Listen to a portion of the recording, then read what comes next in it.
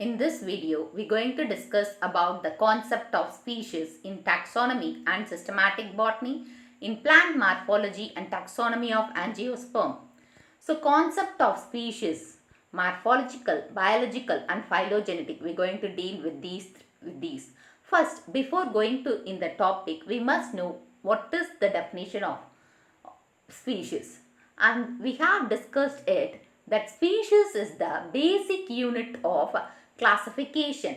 So that's why they had given here as the first point, species is the fundamental unit of taxonomic classification. So species is a group of individual organism which have the following characters. So the species are group of individual organisms. So what are the characters? We will see the first character, a population of organisms which closely resemble each other more than other populations. So, in a population, the organism, some may resemble same. Okay, they have most of the characters are matching. Okay, they are closely related compared to the other population. So, for example, you are going there in a crowd, and you can able to identify the people. So some may be tall, some may be short, or some may be dark color skin, some may be fair color skin. So that is an example. And you can think when you going to some other places in a zoo, you can able to see the various animals also. So and they had kept the lion and tiger in cages. Okay, and they will freely keep the deer and some other animals which don't get, that is which won't harm others. Okay, so the omnivorous animals are kept in the cages in the zoo, but the herbivorous, they are freely roaming here and there in the zoo. So that, like that, because of the characteristics, they have been differentiated. So they descend from a common ancestor. So they are come from the common ancestor. For we are all here human beings, we came from the monkey, the chimpanzee monkey. So we have studied about the Homo habilis, Homo nits, and that is neanderthal man. So that, like that, no. So then the man, human being had came from the chimpanzee. That is the same ancestor. The descent has been come. So in sexually reproducing organism, they interbreed freely in nature, producing fertile offspring. So when they sexually reproduces, they reproduce according to the nature. That is, the naturally they reproduce and they produce the fertile offsprings. Okay, these are the characteristics of the species. Species concept can be classified into two groups. The first one is concept emphasizing process. So here what they are telling means the species as an unit. So they are keeping the species as an unit because of the species only, that is the evolutionary divergence and the speciation takes place.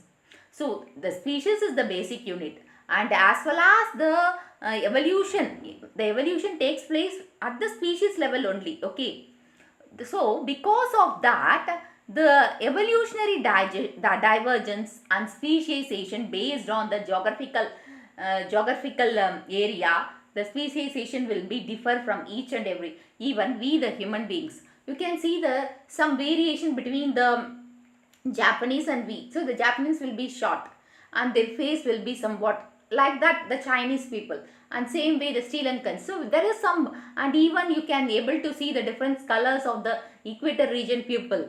So they have some variation. So that is called speciation. Another concept emphasizes the product of evolution in defining a species. So first they are telling that the species as a unit which results in the evolutionary divergence and speciation. Another thing, it is the product of evolution. So a new product come means that is acting as a species. Okay, so that only defining the species. Okay, so because the species is the product of evolution. First thing, the concept, that is emphasizing the evolution, process of evolution, and another thing is the product of evolution. Okay, types of species. So there are, that is the types of species. First we will see the process of evolution. So process of evolution depends upon the biological species, and product of evolution is morphological species and phylogenetic species, we will see detail. The morphological species, that is the taxonomical species. Morphology means externally. So externally, if some of the species resemble same in one or two colors, that is in one or two characters, it may be same. So such type, that is a group of individuals have one or two characters or features are same, which was differ from another group of character, that is another group of individuals. Such type is called morphological species. So I am giving this, it is a botany, but also I am giving this example in a zoology. So the color variation in the pupil, okay. So in the equator regions they will be dark. In the polar region the pupil will be white in color, okay, due to the over melanin, that is pigmentation because of the sun rays, okay, that one. And even the family Malvaceae family, that is hibiscus family, no, what means the hibiscus is also belongs to the Malvaceae family, and the lady's finger is also belongs to the Malvaceae family. But when you grind the leaves, that is the leaves or anything, that there you can see the mucilage substance. So that means mucilage substance, and you can see the hairs on the leaf and the stem like that. Even in that is like that same, even the flower. So the flower of hibiscus shoe flower, that is Hibiscus rosa sinensis and Hibiscus schizopetalis. So they are belongs to the same group only, but some variations can be seen. So by seeing, by looking at, you can able to identify and differentiate, that is differentiate the species. That is called morphological species. Biological species or isolation species. According to Ernest Mayr in 1963, these are the group of population that interbred and are reproductively isolated from other such groups in nature. So Ernest Mayr only 1963 he had given what he is telling means there are group of population. So among the group of population only the interbreeding takes place and they will produce the young ones. So they are isolating the species for reproduction. So such type it is called biological species or isolation species. So best example, the frog mate in the in the rainy season, and it will give the signal, okay, during the rainy it will give the signal. So that like that for biological species, for the biological purpose they are variating. So they are isolating. Such type it is called as biological species. Phylogenetic species. So this concept was developed by Meglich in 1954, Simpson in 1961 and Willey in 1978.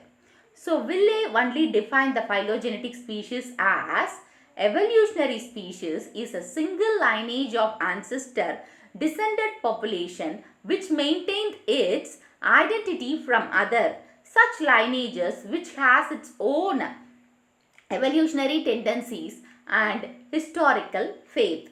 That is what he is saying means a species, that is evolutionary based only the species have arrived. That species has came from the same lineage, that is the single lineage only the species had arised in a particular population. So such lineages have their special tendency, evolutionary tendency and historical faith too. So that was given by Willey. Hope you understand the topic. If you have any doubts, post your doubts in the comment box. If you want to watch the video in Tamil, I had given the link in the description box. You can go and watch it. Give a thumbs up, share and subscribe to Science Easy Tech channel.